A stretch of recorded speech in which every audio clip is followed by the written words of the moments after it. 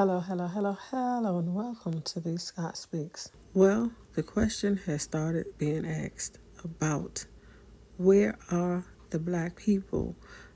Basically, why aren't the black people out protesting with the people, and especially black women? And black women are responding to why we aren't out there protesting. Once I finish giving my thoughts on it, I have videos that you can watch after I give my thoughts. Black women said they were done in November when black women voted 92% for Kamala Harris, with black men voting 77% for Kamala Harris. Trump said what he was going to do, but no one really wanted to listen or just thought it wouldn't affect them because they were mega, they were, Caucasian, they not illegal, and now these executive orders are actually affecting them, and now they want to protest. And black people are saying November 5th was the day to protest with your vote. Trump has shown us who he is and told us what his plans were if he got back into office, and now people are surprised. So this is what I have to say. When you vote on hate and believe it won't affect you because you are different in some type of way after all the things that he has said that he would do, and it's for everyone. Like it's for everyone. And I feel, or I think, it's kind of poetic. And poetic isn't always pretty. It isn't always beautiful. Sometimes poetic is ugly, it's harsh, and it's downright dirty. I want to share something with you all that my daughter said to me. She said that America is getting the president it deserves, right? That's what she said. So let's go over that. America is getting the president it deserves, or it got the president it deserved. So this is what I take from it. If you thought you were safe because you are American or white, straight, or whatever the case may be, isn't the case. America needs to look at its ugly past and stop hiding and covering up the past. The only way to heal is through the truth. And this is how we come together. It's through the truth in order to heal. Because hate has got us nowhere. We as black people know if we go out and protest, we will definitely be in danger. So, black people aren't willing to risk their lives, their freedom, or their safety for people that decided to vote for hate that they thought would affect us. So black people, and especially black women, are resting and minding our black business. Why is nobody else protesting with us? We're not the only immigrants. You know why. Don't be disingenuous. You know why. If you're confused, maybe you have some memory issues, go back and read the statistics on how people voted in November. And then find non-social media, maybe Reuters, maybe AP, news articles, and review the campaign from last year. The country voted for this. Those of us who didn't, we got the message. So we are going to sit back and let the country get what it asked for. The time to hoop and holler and to make our voice heard was November. A voice was heard.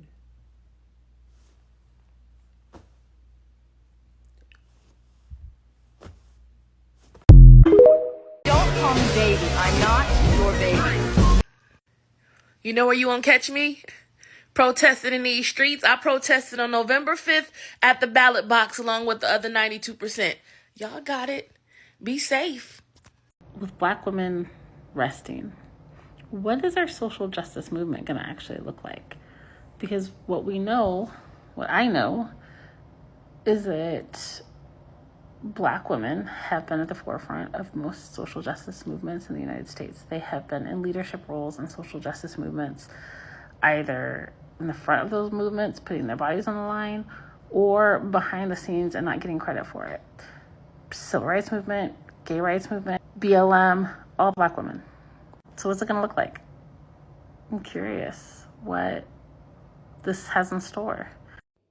So I've been watching the news, and my husband and I have been discussing it. For context, if you don't follow me, I'm an American, but I've been living in Hong Kong for the past almost 2 years. And before that, I was in a different country. So haven't really lived in the US in quite some time. Did vote absentee ballot, okay, did. But we're watching the news, and I just keep wondering, where are the protests? Where are the protests? Where are the people tearing up the country like we did in 2020 with Black Lives Matter and forced change, like all the DEI initiatives that are being rolled back now? We forced all of that in the aftermath of George Floyd.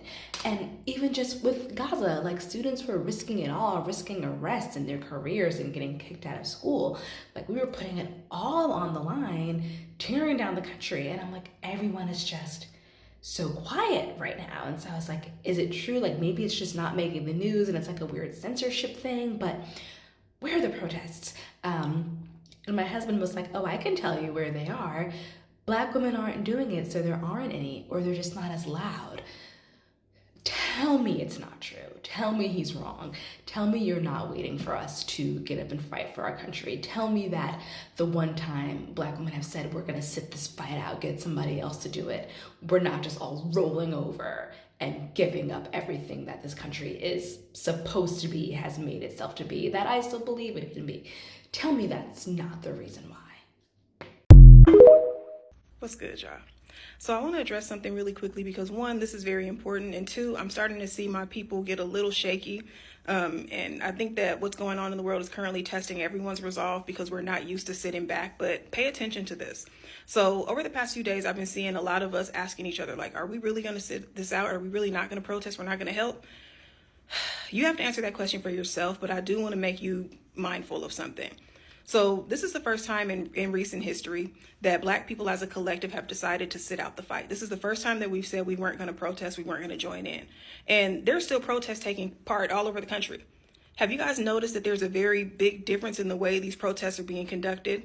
I haven't seen anybody laying out bricks or tools that could be used to deface or destruct property. I haven't seen police gas bombing anybody. I haven't seen anybody being put into vans and disappeared and getting arrested for no reason. None of that has been taking place. And it's funny that this isn't taking place because this is the first time that we haven't been out there. So you need to think about that. These are the communities that are trying to gaslight you into helping and trying to make it seem as if it's all going to be us. We already know that. It's always been us. It's always been that way.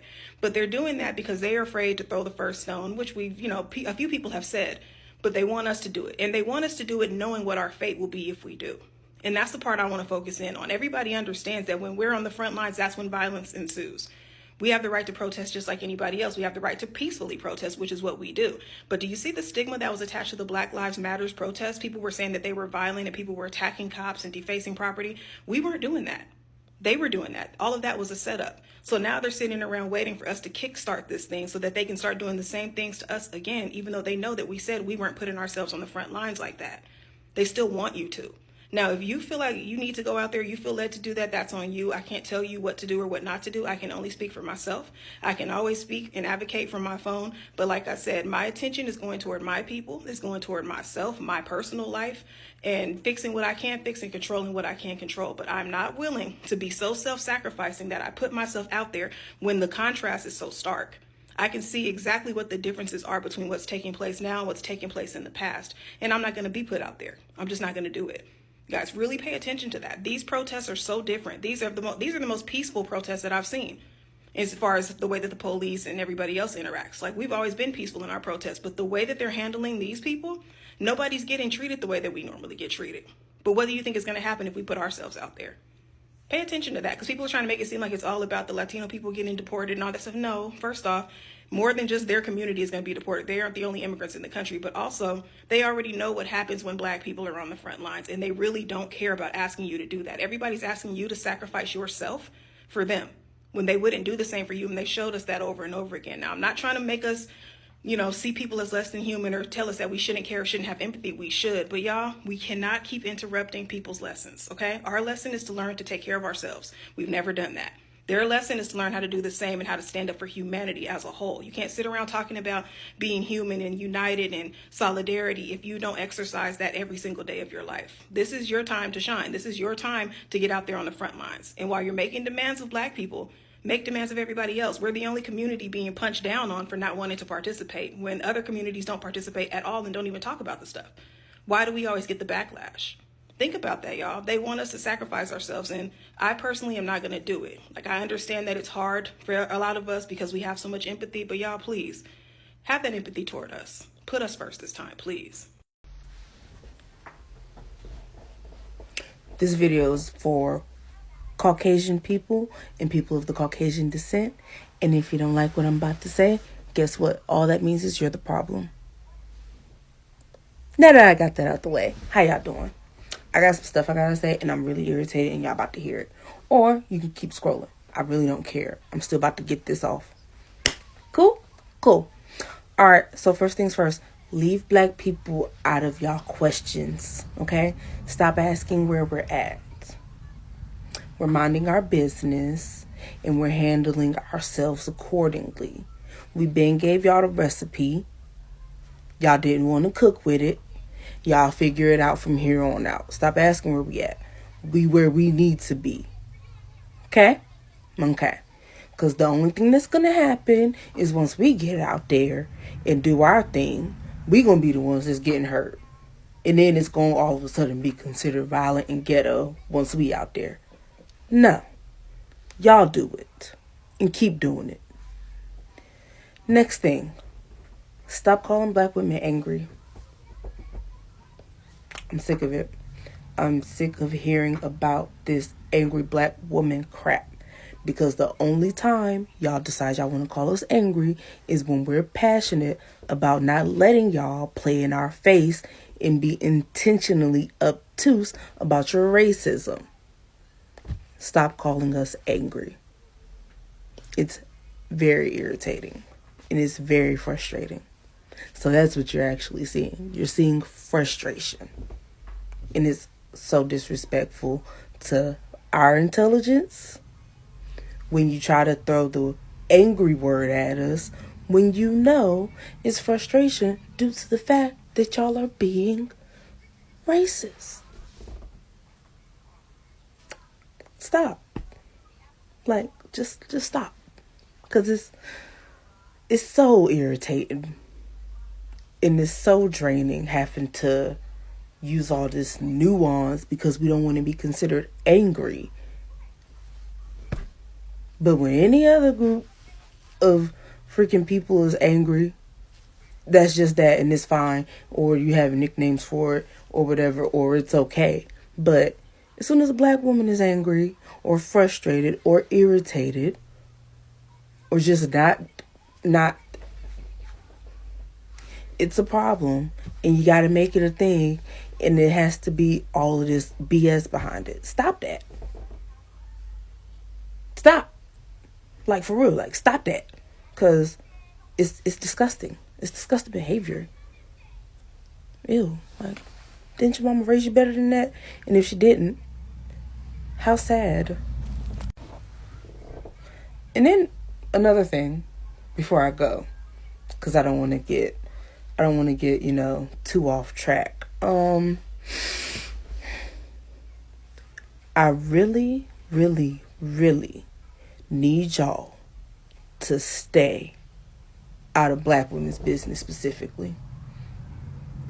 Even more than just staying out of Black people's business and asking where we at and what we doing. Stay far the fuck out of Black women's business. Okay? Because every time y'all decide to insert yourselves in our business like y'all some tampons, y'all fuck up what we have going on, y'all co-opt the shit, and then y'all make the shit some bullshit to make sure that y'all are okay. And y'all don't give a fuck about the Black women who was starting it. Stay the fuck out of our business. Very much so. All over my FYP, I see all kinds of little protests, marches, and public demonstrations and things such as this. And then I'm having conversation with some white counterparts who seem to be coming apart at the seams. They are worried. They are distressed. They want to pick my brain to see where my mind is at. You know where my mind is at? Getting these heirloom seeds, right? Starting my little garden back up on my balcony. Ensuring that me and mine are fed and kept safe, right? And continuing to tell the stories through my artwork, because somebody got to chronicle all this shit that's going on.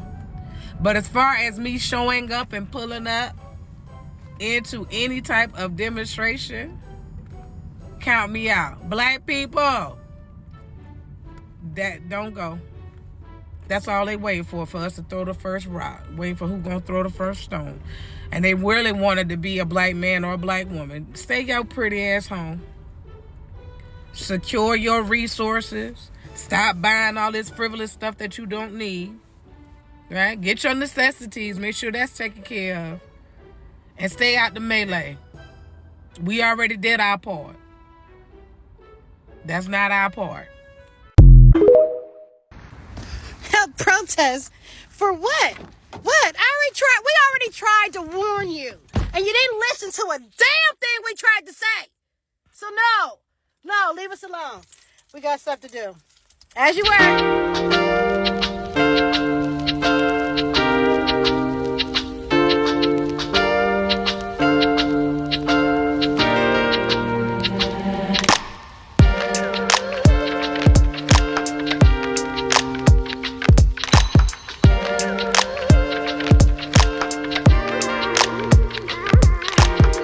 I would like to thank you for watching this video, and if you would, like, comment, share, and subscribe.